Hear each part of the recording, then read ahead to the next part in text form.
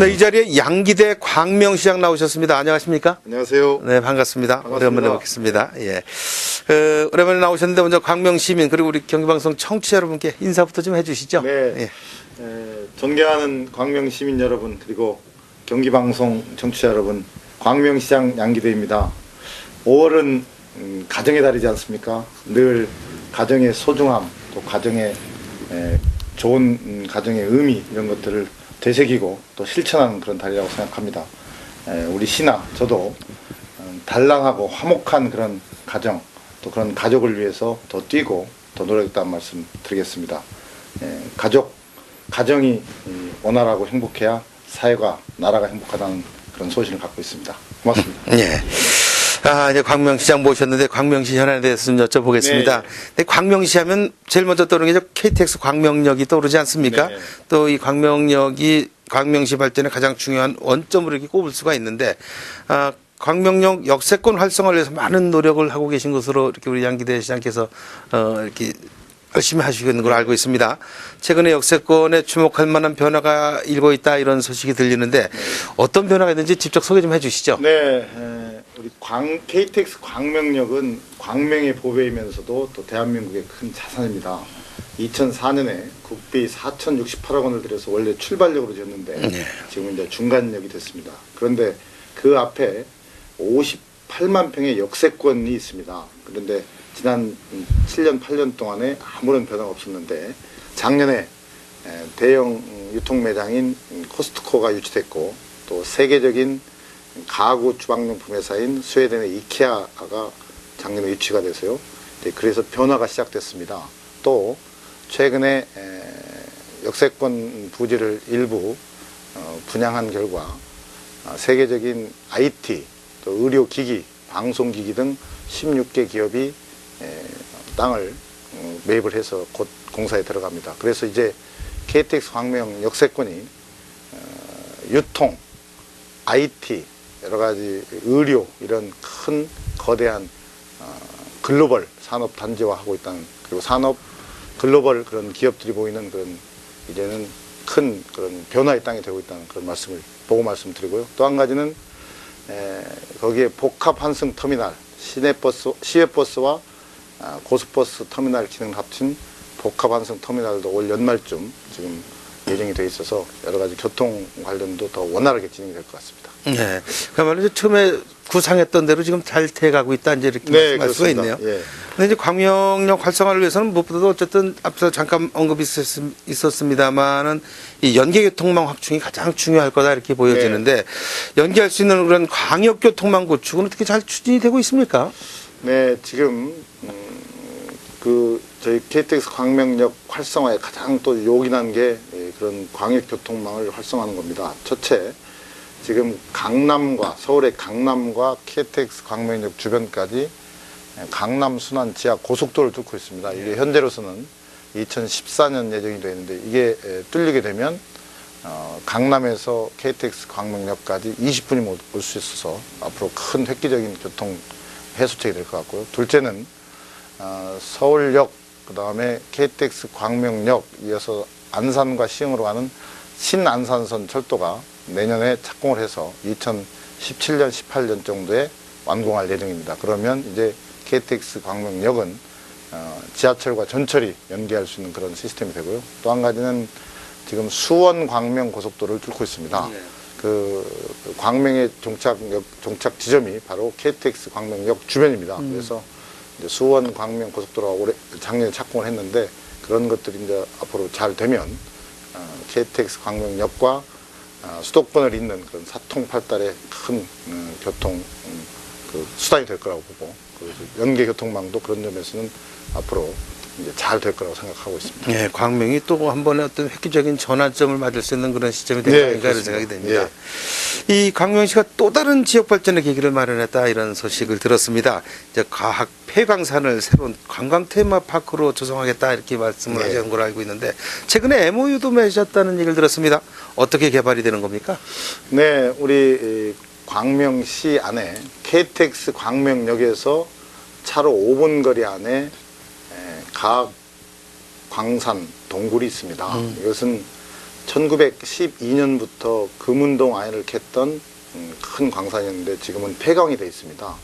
이 폐광을 작년 초에 우리 시가 43억 원의 시비를 들여서 매입을 해서 세계적인 친환경 테마파크로 지금 개발 중입니다. 총 갱도의 길이가 7.8km고 또 지하 275m까지 있어서 굉장히 그 자연 동굴로서는 큰 의미를 갖고 있습니다. 그래서 이것을 앞으로 문화, 그러니까 대규모 공연장이라든가 3D, 4D 영화관이라든가 문화와 또 여러 가지 그 교육 또 여러 가지 그 유락 시설들이 함께 어우러지는 그런 친환경 테마파크로 개발 예정인데 올해는 이제 마스터 플랜을 지금 계획을 하고 있습니다. 이것을 국제 공모전을 통해서 마스터 플랜을 우리가 짜고 그다음에 그걸 토대로 해가지고 기본 설계를 좀 해야 하지 않겠나 그런 생각을 갖고 있습니다. 그래서 지난달 3월 20일 날 경기도 김문수 지사와 경기관광공사 황준기 사장 그리고 제가 그 동굴 안에서 MOU를 체결했는데 경기도는 재정, 행정 지원 또 경기관광공사는 마케팅과 컨설팅을 지원하는 그런 협약을 맺었습니다. 또 한 가지는 최근에 또 한국광해관리공단과 MOU를 맺었습니다. 거기는 우리나라 석탄광 등을 복구하고 개발하는 그런 공단인데 그 한국광해관리공단은 오염 방지와 안전점검, 안전진단을 이렇게 책임지기로 했습니다. 그래서 앞으로 그런 것들 토대로 해서 이제는 정부의 지원을 받고 또 민간의 어떤 좋은 그런 참여를 이끌어내가지고 개발을 할 계획을 갖고 있습니다. 네. 이 각폐광산하면 그 때만 되면은 거기서 나오는 침실술 때문에 밑에서 피해를 입고 항상 그 중금속 오염에 대한 말이 많았지 않나요? 네, 옛날에 그랬겠습니다. 예. 이제 그 개발이 되고 이렇게 테마파크 그러면 일석이조가 아니라 일석삼조 그렇습니다. 되겠습니다. 예. 이 광명시 역시 주거 정비 사업 등의 신규 주택 공급이 큰 현안 아니겠습니까? 예. 최근에 이제 보금자리 사업과 관련해서 이제 기자회견을 하신 것으로 알고 있는데 이 배경하고 어떤 내용을 담고 있습니까?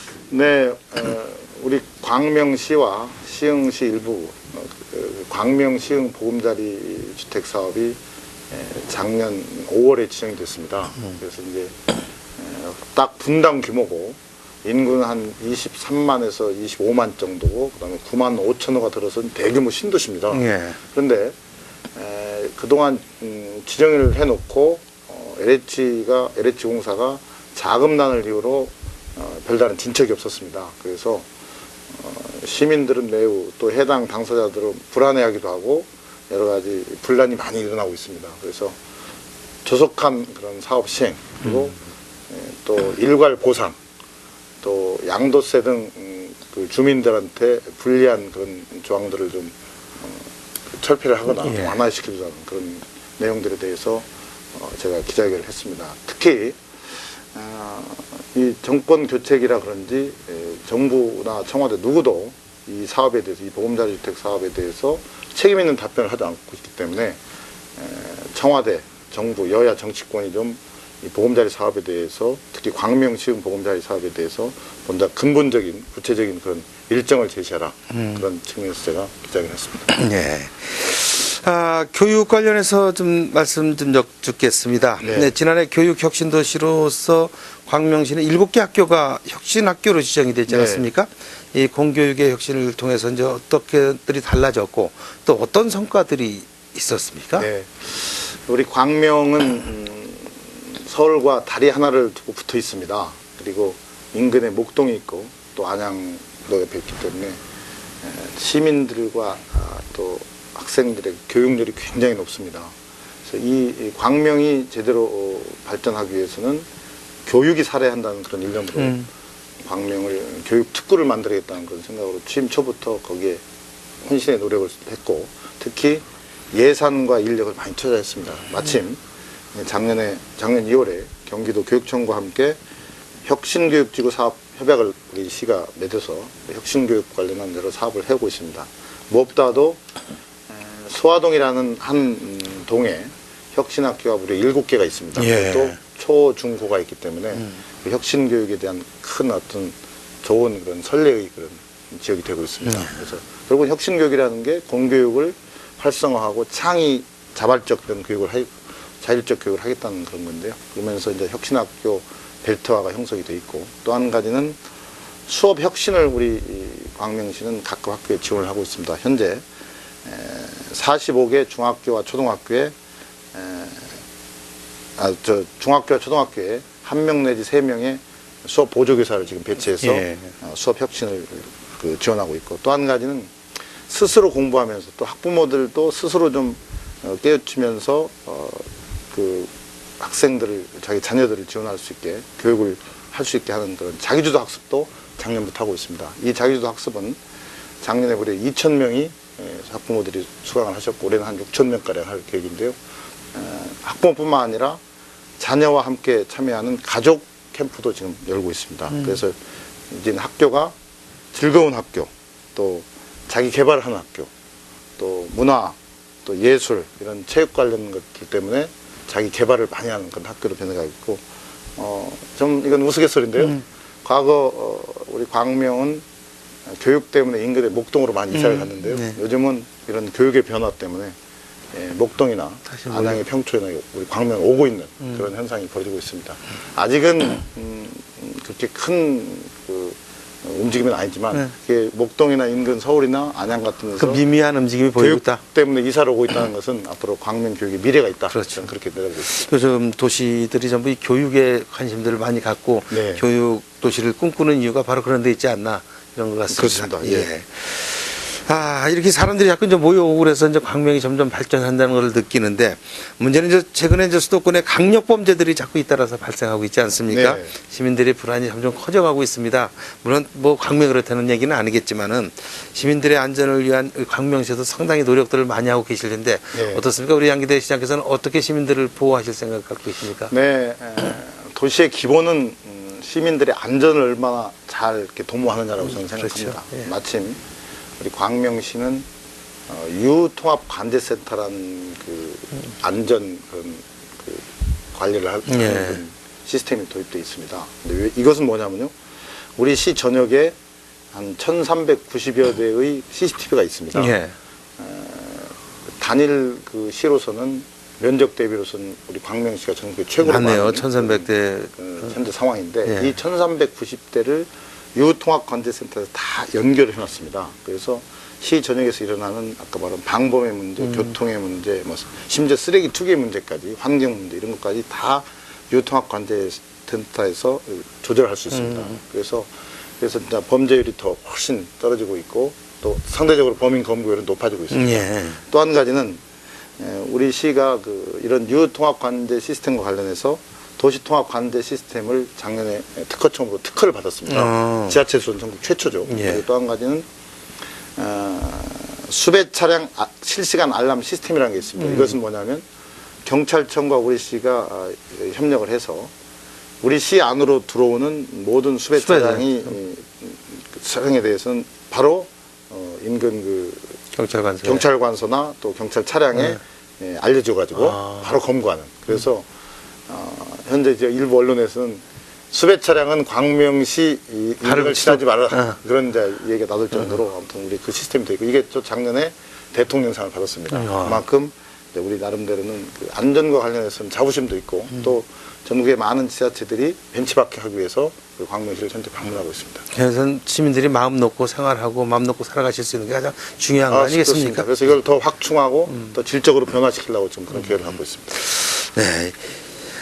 복지 문제도 상당히 중요합니다. 이 복지 사각지대에 놓인 서민과 또 소외계층 이런 분들을 위해서 광명 희망나기 운동 이런 것들을 전개하고 계시다고 들었습니다. 이게 어떤 운동입니까? 제가 시장이 되기 전부터 정치권에 몸담으면서 민생 현장과 서민들의 삶의 현장을 많이 다녀봤습니다. 예. 근데 거기서 가장 문제 중에 하나가 자식이 있다는 이유로, 또 배우자가 있다는 이유로, 또 부모가 있다는 이유로 굉장히 살기 어려운데도 많이 정부로부터 지자체로부터 지원을 못 받는 사람이 있습니다. 그 이유는 뭐냐면 주민등록상에는 그런 관계가 있기 때문에, 또 그분들의 수익이 있기 때문에 기초생활수급자라든지 이런 것들을 지정을 못 받는데, 근데 그분들이 실제 더 어려운 상황이 많이 있습니다. 그래서 그렇게 복지 사각지 있는 사람들을 좀 돕고 지원해야겠다는 생각을 가지고 우리 시와 또 광명시 사회복지협의회가 업무 협약을 체결해서 우리 시는 운영비를 대고 광명시 사회복지협의회가 이런 희망나기 운동을 지금 실시하고 있습니다. 그래서 우리 광명시 내의 저소득층이나 정말 어려운 분들로부터 지원을 받아서 그분들을 심사해서 지금 첫째 생계비, 둘째 교육비, 또 셋째 의료비를 지원하고 있습니다. 한 1년 됐습니다. 이 희망나기 운동을 시작한 1년이 됐는데 그 1년간 한 9억 얼마가 성금이 물품이 탑재가 됐어요. 모아서 그동안 많은 분들한테 혜택을 줬고요. 또 이 희망나기 운동의 가장 그 역점 중에 하나가 가정을 살리자입니다. 그래서 정말 저 가정은 단란하고 화목한데 조금만 도와주면 회생할 수 있는 가족들에 대해서는 대폭적인 지원을 하고 있습니다. 그리고 이것도 역시 한국 그 사회복지협의회와 또 보건복지부에서 모델로 해서 지금 전국 지자체를 확산을 하고 있어서 여러 가지 그 복지 사학제 제도에 큰 지금 역할을 하고 있습니다. 이 차상위 계층 지원하고는 조금 다른가요? 네, 그러나 근본은 차상위 계층의 그 범위 속에 있기는 하지만 기초생활수급자라든지 차상위 계층 지원은 어느 정도 틀이 정해져 있지 않습니까? 이 희망나기 운동은 그런 틀에서 좀 벗어나서 좀 유연하게 제도권 내 안 들어있는 제도권 밖에 계시는 분들. 그래서 그분들한테 아까 말씀드린 대로 생활비나 교육비나 의료비를 좀 이렇게 심사를 해서 실질적인 도움이 되게 돈으로 이렇게 지원을 하고 있습니다. 참 시장님 바쁘시겠습니다. 이 세심한 데까지 전부 일일이 신경 쓰시려니까 얼마나 그 많이 신경을 쓰시는. 그러나 이 광명 희망나기 운동을 한 1년 해봤는데요. 정말 어려운 분들이 희망을 갖게 되고 또 그분들이 고마워할 때 저희 시나 우리 희망나기 운동 관계자들 참 고마움을. 그게 또 광명의 희망 아니겠습니까? 네, 그렇습니다. 예. 이런데도 불구하고 이제 경제 불황이 계속 이어지고 물가 불안이 계속 되면서 서민들 생활이 참 많이 요즘 어렵습니다. 물론 광명에도 서민들이 있지 않겠습니까? 이 어려운 서민 생활 안정을 위해서 광명시에서 무슨 따로 대책을 좀 만들고 계신 것 같던가요? 말씀하신 대로 참 전반적으로 국가 경제가 대기업을 중심으로 해서 잘 되고 있다는 얘기는 들리지만 서민 경제는 아주 그렇죠. 아주 그냥 냉기가 지금 돌고 있는데 근데 이제 결국은 이 서민 경제를 살리는 제 1번은 어떻게 되든 간에 일자리를 만드는 겁니다. 그렇죠. 이게 좋은 일자리건 또 그렇지 않은 일자리. 우선 일을 통해서 우리 국민들이나 주민들이 뭔가 경제적인 생활을 영위할 수 있기 때문에 그래서 우리 시는 일단 일자리 만들기에 모든 걸 걸고 있습니다. 특히 우리 광명시가 기아자동차 소화리 공장을 계약하는 큰 공장을 통해서 그러나 우리 시 나름대로 역점 사업으로서 이제 일자리를 찾아주고 이렇게 연결해주는 그 사업을 일자리 센터 또 여성 새로 일하기 센터 등을 통해서 여러 가지 많은 일자리를 그동안 했습니다. 그래서 작년도에 한 6, 7천 명을 저희들이 이제 연결해줬고 또 올해는 아까 말씀드린 대로 그런 코스트코가 올해 9월에 문을 엽니다. 근데 이제 거기는 글로벌 기업인데 300명의 정규직을 뽑는데 우리 시와 MOU를 맺어서 160명 이상을 무조건 우리 광명시 시민을 우선적으로 뽑게 돼 있고요. 또 이케아도 500명 정도의 정규직을 뽑는데 이제 그런 그 비율로 우리가 지금 시민을 우선적으로 뽑도록 그렇게 돼 있고 또 우리 다리 건너서 서울에 금천구가 있습니다. 그렇죠. 거기가 이제 가산 디지털 단지가 있는데 많은 기업들이 있지 않습니까? IT 기업들이 있는데 그래서 올 5월에는 우리 시가 제안을 했습니다. 금천구에 공동으로 취업 박람회를 하자. 그래서 이제 올 5월에 금천구와 우리 광명시가 공동으로 취업 박람회를 하고 또 한 가지는 청년 실업 해소를 위해서 지금 이번에 우리가 100명을 모집하려고 그렇습니다. 그분들한테 한 6개월 동안에 보수를 주면서 일도 하게 하고 또 교육도 시켜서 그분들이 새로운 일자리를 구할 수 있게 지금 청년 일자리 사업에도 눈을 크게 돌리고 있습니다. 시장님이 일자리 만들러 다니시라고 바쁘시겠습니다. 바쁩니다. 요즘 그게 제일 큰 일인 것 같습니다. 예. 광명시가 전국지방자치단체에선 처음으로 소셜 특별시라는 걸 표방을 하셨습니다. 이게 어떤 의미입니까, 소셜 특별시? 요즘은 이제 SNS 소통의 또 시대가 됐지 않습니까? 그래서 저희 시도 작년부터 좀 발빠르게 움직였습니다. 그래서 그 SNS를 통해서 우리 광명 시민들이 자발적으로 시정에 참여하고 또 소통하고 할 수 있는 그런 시스템을 작년에 만들었습니다. 이게 바로 전국 지자체 최초로 만든 정책 포탈 생동감이라는 건데요. 그 생동감은 시민 누구나 그 SNS나 온라인을 통해서 참여해서 본인이 글도 올리고 또 댓글도 달고 하면서 쌍방향 소통을 하는 그런 그 정책 포탈입니다. 근데 이게 이제 시작이 됐고 그래서 시민들이 또 공무원들이 많은 관심을 갖고 있는데 그래서 지금 일반 시민들을 상대로 소셜 시민 교육을 실시하고 있고 또 공무원들도 여기에 둔감하면 안 되기 때문에 공무원 상대로 SNS 활용 방법이라든지 SNS를 통해서 민원을 받을 때 그걸 처리하는 그런 방법이라든지 이런 것들도 하고 있고